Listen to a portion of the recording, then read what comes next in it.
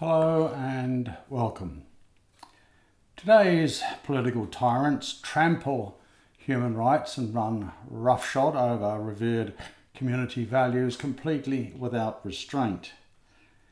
In order to maintain their positions of misplaced authority, they must continually reinforce their program of perception management. This critical con job applies to all aspects of life, commencing very early with education, all facets of religion, and subsequently enforced by the insidious influence of corporate scripted news and current affairs.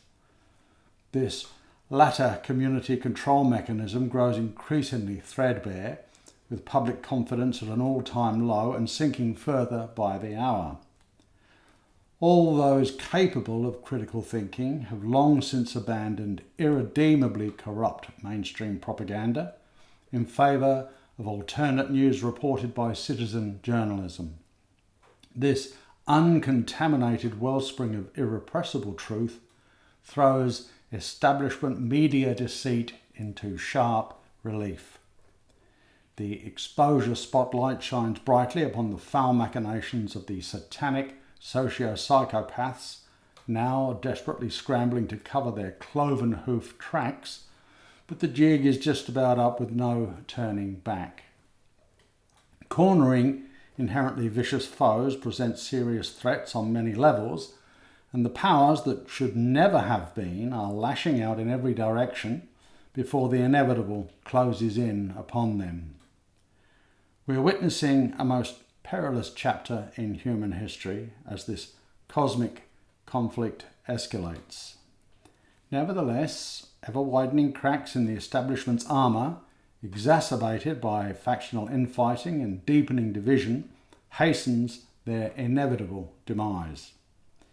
The hitherto untouchable ruling elite are now in terminal decline, with their once omnipotent power structure degenerating into the final stages of decay. Take heart that they can never regroup from this point onward. What I believe will hasten the end is the long-awaited release of alternate energy provision from the Kesh Foundation. This remarkable plasma technology has unlimited potential and should prove the tipping point against hydrocarbon fuels. I've often mentioned that we've not needed polluting hydrocarbon fuels for centuries, not since 1901 in fact. But overriding evil influence has murderously suppressed all clean energy alternatives. Those dark days are rapidly drawing to a close, but the multi-snake-headed Medusa of fracking continues to assault, pollute and needlessly poison all that comes within its profane reach. Effective perception management becomes increasingly difficult for this writhing tentacle of evil, with ever amassing condemnatory evidence, incontestable witness testimony, and appalling case histories all stacking up against it. But still it seeks to inflict its obscene process wherever corrupt officialdom can get away with public betrayal. Industry and government conveniently ignore the inescapable fact that anti-fracking groups comprise the fastest growing social movement in history. And wherever this ecocidal malaise has sought to permanently destroy nature and essential life support systems. In recent months, they expressly and unlawfully prohibit audio recording or videotaping their public disinformation stunts, where outright lying to communities is the only way to get the thin end of this lethal wedge into operation.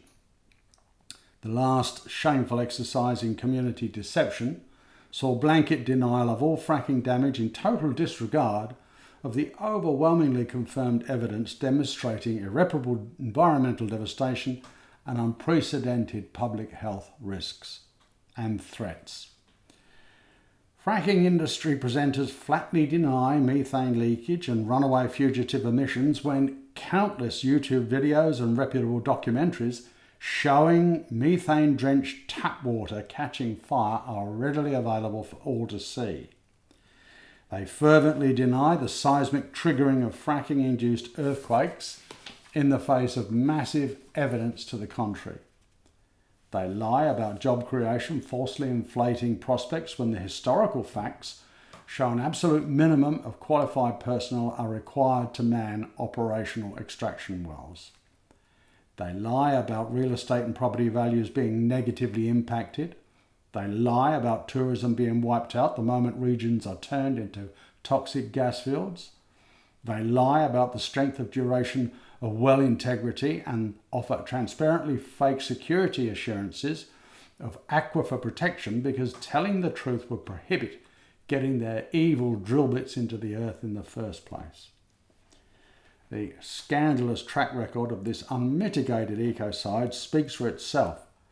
Yet still, so-called elected representatives bow and scrape before the Baphomet of fracking in treasonous betrayal of all of those who elected them into office.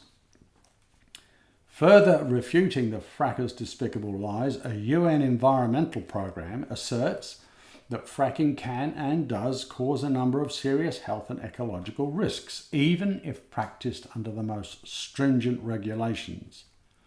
Now, in theory, environmental law, along with state-run regulatory agencies, should be protecting ecosystems. Well, they don't. In America, the Energy Policy Act of 2005, known as the Halliburton loophole, offers one of the key examples of how the vile fracking industry effortlessly sidesteps consequential environmental responsibilities. At that time, then Vice President and former Halliburton Chief Executive Officer Dick Cheney, convicted war criminal and war profiteer, requested that frackers be exempt from two key federal laws, the Clean Water Act and the Safe Drinking Water Act. This criminal skullduggery completely circumvented vital legislation regulating groundwater pollution. A similarly duplicitous strategy is upheld here in Australia, with industry self-regulation allowing the gluttonous poacher to become a gloating gamekeeper. Following a Freedom of Information battle, the UK's Department for Environmental, Food and Rural Affairs has published a report exposing the previously undisclosed risks of fracking.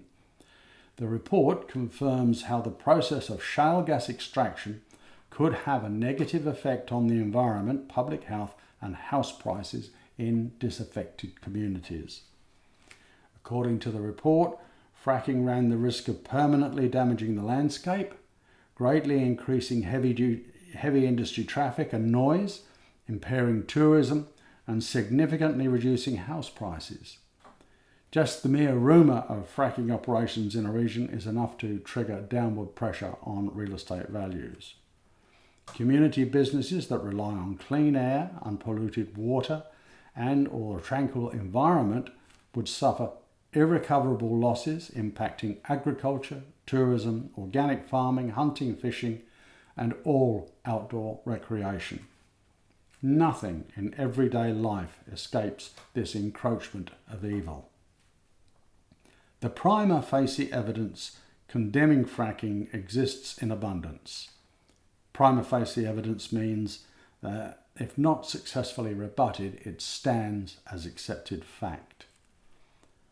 Corrupt government and the fracking industry will continue to lie and deceive in order to preserve their rotten existence. How long that situation can last is up to all of us.